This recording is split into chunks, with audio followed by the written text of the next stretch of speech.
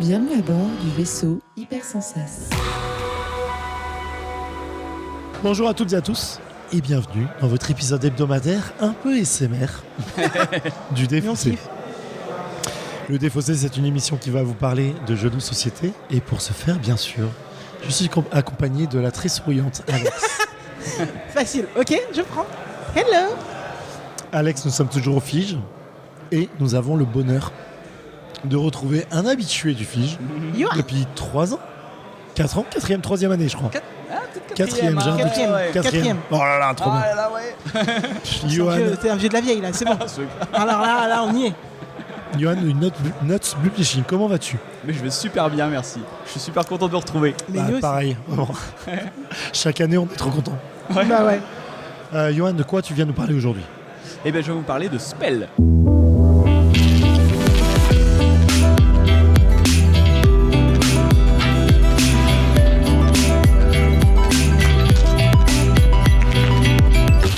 Donc le Défaussé, ça va se passer en 3 parties. Dans une première partie, Johan va nous présenter Spell. Dans une seconde partie, nous allons y jouer. Et dans une 3e partie, nous allons venir débriefer tout ça.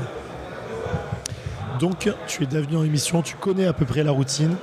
Est-ce qu'on peut faire déjà la fiche du jeu et ensuite passer au jeu lui-même? Je t'écoute. Bien sûr. Spell, c'est un jeu qui a été créé et illustré par Choose. C'est un auteur espagnol. D'accord. C'est son pseudo qui est choisi d'avoir. Qui a été retravaillé graphiquement quand même par Henri Kermarek.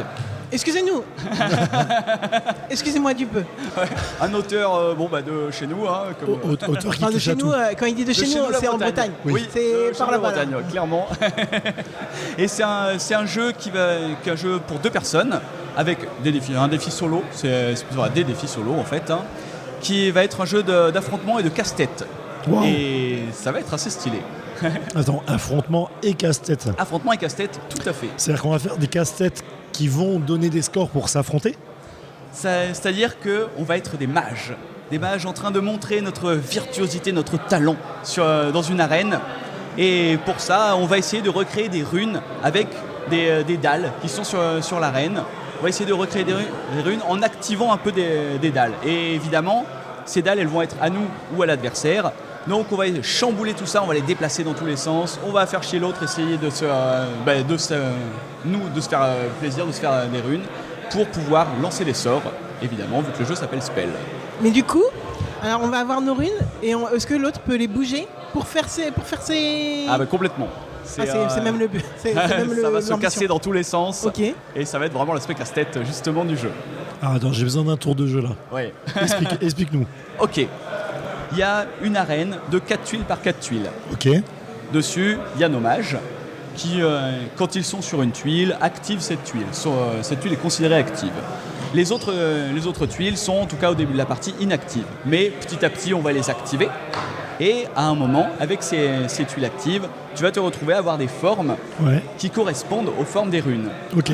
Sachant que tu peux activer ton mage, mais tu vas pouvoir aussi chambouler l'arène, c'est-à-dire déplacer une tuile et faire une sorte de petit jeu de taquin en décalant toute une ligne ou toute une colonne. Wow. Ouais, pour venir mettre le bazar. Ah, mais c'est bien des côtés. Mais Toujours des sourires. Non, mais du composé. Ouais, c'est clair. Ouais. Les gros poseurs. D'accord. Donc on peut chambouler l'arène Ouais, pour éventuellement refaire une rune, du coup, faire dessiner quelque chose. D'accord. Ouais. Soit pour toi t'avantager en recréant des formes de runes, pour te rapprocher des tuiles à toi qui sont actives, ou alors pour embêter l'adversaire et casser un peu ses formes. D'accord. Voilà. Waouh. Et comment on gagne? On gagne. Alors, quand on fait des formes, des runes, il y en a de plusieurs niveaux de difficulté à faire, c'est-à-dire qu'elles sont composées de plus ou moins de cases, de tuiles, et ben ça va nous rapporter des points. D'accord. Mais donc ça nous rapporte des points, mais ça surtout, ça nous active un sort qu'on va pouvoir lancer. C'est-à-dire on va pouvoir invoquer un élémentaire, se téléporter, déplacer l'adversaire. On va pouvoir faire des choses comme ça. Ok. Ça m'a l'air tellement complet pour la boîte que c'est. Je me dis, mais où est-ce qu'on va? Ah non, mais il y a plusieurs sortes de runes.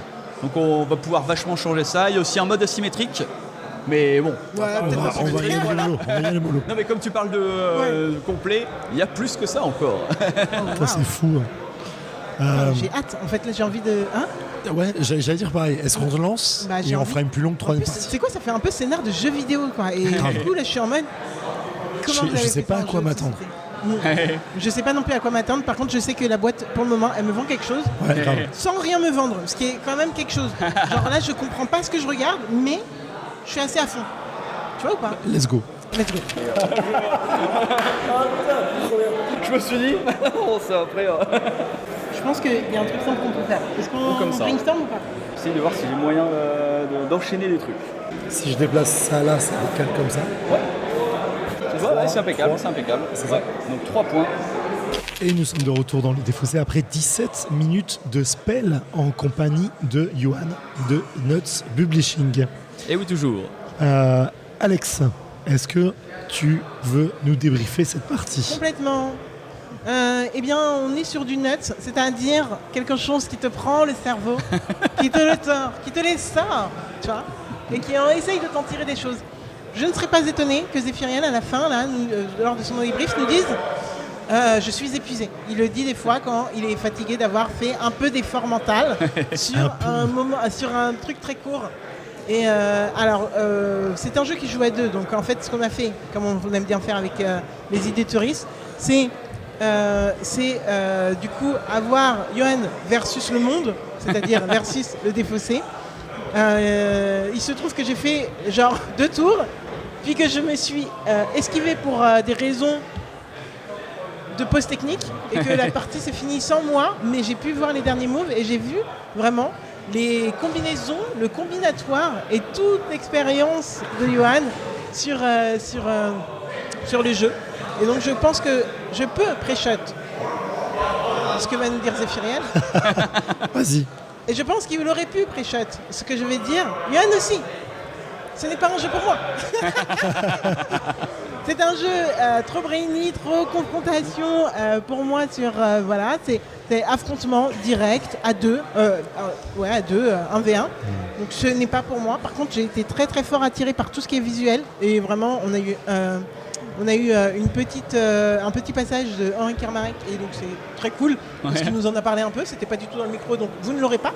Mais du coup, c'était très très très sympa d'avoir sa petite pastille. Et voilà, c'est tout ce que je vais pouvoir malheureusement dire, mais je vais laisser la parole à Zéphi Zéphou, qui je suis sûr aura beaucoup de choses à dire. Alors, je vais essayer d'aller doucement. Je surkiffe, mais ça, on le savait. Jeu à 2, un peu retors, c'est trop bien. Vraiment, on perd sur un move, un seul mauvais move, je pense, de ma part. Sachant qu'on a commencé, hein. Donc oui. Ouais, non, mais vraiment. En fait, le jeu est tellement retors, tellement serré, que vraiment, ça se joue à pas grand-chose, quoi. C'est à un tour près, on gagnait. Et je pense qu'il faut calculer le moindre petit moment. Et c'est ultra dur, la gestion dans l'espace de... Attends, cette forme, je peux pas la mettre en miroir, mais je peux retourner la carte dans tous les sens pour la faire. Et il y a un tour où Johan l'a fait pour moi 2 fois de suite en disant non mais regarde, si tu tournes juste comme ça, tu l'as. Ah oui, je l'avais pas. Ok, d'accord. Il y a visuellement ça. Pardon. Et il gagne malgré tout. Il gagne malgré tout. Bon seigneur. J'ai montré celle qui m'a rangé. C'est vrai. Non, sûrement pas. Visuellement, il est incroyable. Il y a un petit truc de mini-rogue, je trouve, dans le design des petits meeples et globalement, que j'aime beaucoup parce que j'ai pas aimé mini-rogue, mais visuellement, je le trouve incroyable. Donc je trouve que je retrouve un petit peu cette patte-là. Je sais pas si c'est volontaire ou pas. C'est pas volontaire, non, mais c'est vrai qu'on retrouve ça, ouais, effectivement, cet aspect minimaliste. Et en parlant d'aspect minimaliste, putain, mais je vous kiffe. Vraiment, chez Notes, je vous kiffe. Je le dis à chaque année, mais la boîte, elle est minuscule. Putain, le jeu, il en développe quoi, de ouf, quoi. Et en 20 minutes, t'as un truc qui te fatigue clairement fort. Et j'ai très très envie d'y rejouer tout de suite, quoi. Parce que là, tout de suite, j'ai vu les erreurs, j'ai vu ce que tu pouvais faire. Et putain, il y a un effet ultra de profondeur assez non intuitif quand tu commences le jeu et quand tu ouvres la boîte.